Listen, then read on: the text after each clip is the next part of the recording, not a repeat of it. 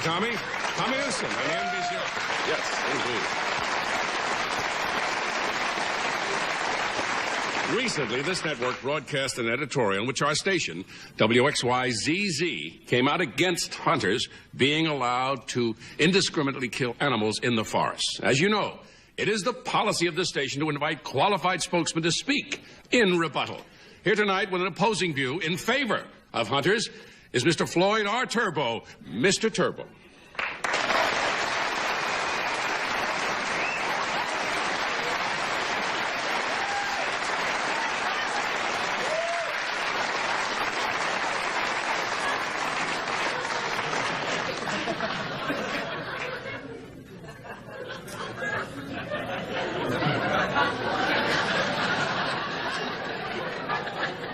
My name is Floyd R Turbo, American. This commie station says we should not kill innocent animals in the woods. This raises the question, kiss my ammo. Hunting is a challenge against superior odds. The deer has its cunning, its speed, its camouflage. All we have is a 12-bore shotgun and a Chevy pickup. Hunting is as much a sport as bowling.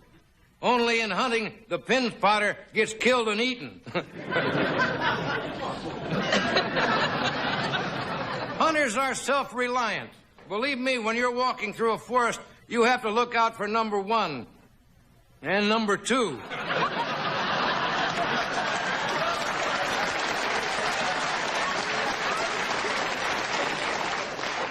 Hunting is much more than just killing animals. It's also sitting around a roaring campfire with your buddies until somebody's beer can melts to his fly.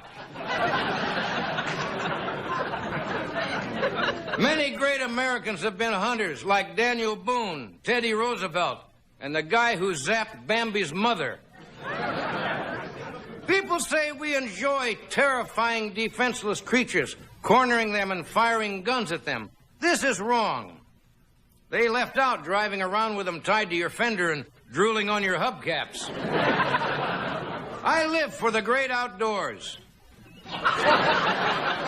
The fresh air and the sound of a coyote howling at my moon.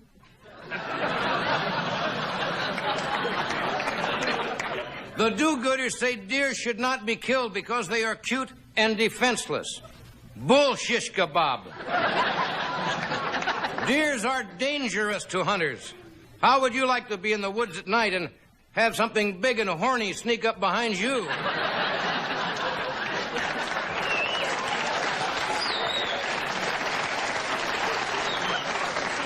Don't get me wrong, I love animals. I always have. When I was a little boy, I remember getting my first teddy bear.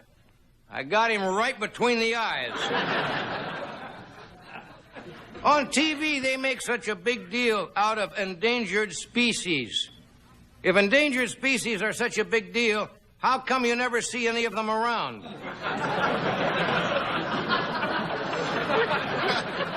These bleeding heart liberals make me sick.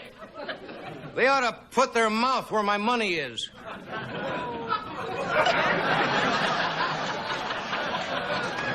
They talk of controlling our weapons. I, for one, don't want to get frisked when I enter a park. I have a constitutional right to bulge if I want to. They say hunters are sick. You try getting up at 4 in the morning, drink a case of beer, then bounce around in a Jeep with 9 bad-smelling dudes in wool jackets, you'd be sick, too. I only kill in self-defense. What would you do if a rabbit pulled a knife on you?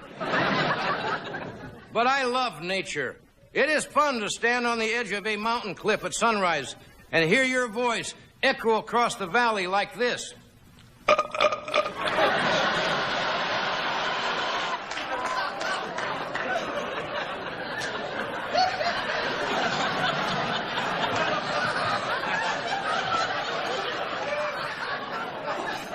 As the good book says, there's a time to laugh and a time to cry, and a time to blow away a squirrel with a Teflon dum-dum.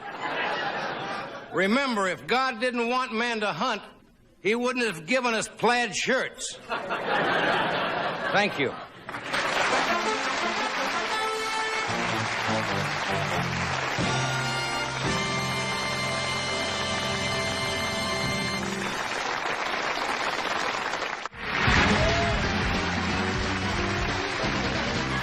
Thank you. Welcome back. Okay.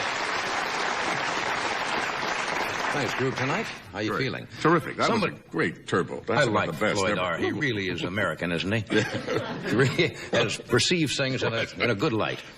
Somebody sent this to us just about the week before we had our 20th anniversary show, and I was going to read it because you start thinking of time passing by. This is a column that's been around apparently for a long time, but I think Dear Abby printed it in the Los Angeles Times, and it has to do when you're getting a little bit older. Have you seen this? No. How to tell when you're over the hill?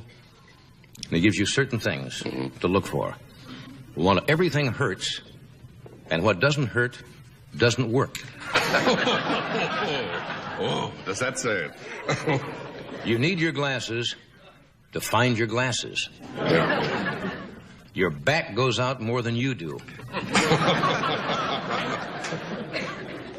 Here's my favorite. Your little black book contains only names that end in MD. You have too much room in the house and not enough in your medicine cabinet.